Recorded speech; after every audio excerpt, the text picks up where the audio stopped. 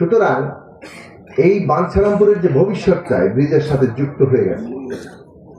আমাদের এখানে প্রচুর ভূমি আমি দেখি এখন অনাবাদি করে থাকে, এইটাতে প্রচুর বিনিয়োগ হবে, এগুলো ইন্ডাস্ট্রিজ গড়ে উঠবে। এইখানে নদীর পাড় ধরে অনেক রকম বিনিয়োগ হবে, সেটা পর্যটনে হোক, সেটা আপনার নানাভাবে ধরেন তথ্য প্রযুক্তির ক্ষেত্রে হোক, টেক ইন্ডাস্ট্রিতে হোক।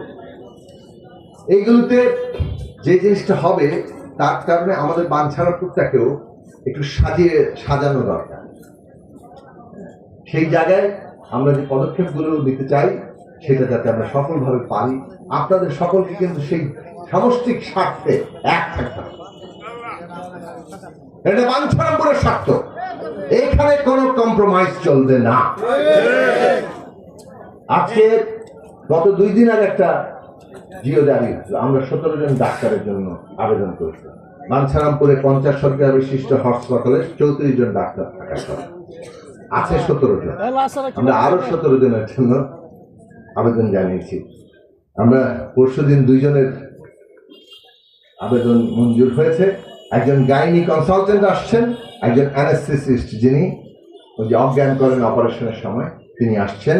আগামী সপ্তাহ থেকে বাঞ্ছারামপুর হাসপাতালে সিজারিয়ান অপারেশন হবে। সিজার করার জন্য, বাচ্চা প্রসবের জন্য, নর্মাল ডেলিভারিতে এখানে হচ্ছে, সিজার করার জন্য ঢাকায় যেতে হবে না। ইতিমধ্যে সরকার ঘোষণা করেছে উপজেলা পর্যায়ের স্বাস্থ্য কমপ্লেক্স গুলো 100 শয্যা বিশিষ্ট হাসপাতাল হবে।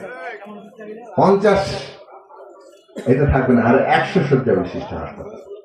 এবং তার প্রথম 10টি যে উপজেলা মানে ঠিক করা হয়েছে, নির্দিষ্ট করা হয়েছে, তার মধ্যে বাঞ্ছারামপুর উপজেলা আছে।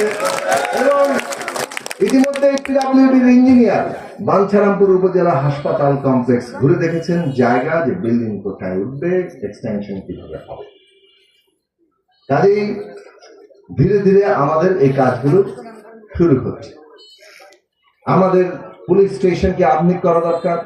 আমাদের এখানে যে সরকারের যে কর্মকর্তারা থাকে তাদের কোনো থাকার ডরমেটরি নাই, এগুলো যেমন ঠিক করা দরকার, তেমনি আমাদের প্রত্যেকটা রাস্তাঘাট, আমাদের ইউনিয়ন পর্যায়ের স্বাস্থ্য কেন্দ্র, আমাদের কৃষি, শিল্প, স্কুল, কলেজ, ট্রেনিং, ওই যে কি বলে টিভিসি, হ্যাঁ, যেটা ভোকেশনাল কেন্দ্র আছে, এখানে তো 2টা আছে, একটা স্কুল অ্যান্ড কলেজ আছে, আর একটা টেকনিক্যাল ট্রেনিং সেন্টার আছে, টিটিসি আছে।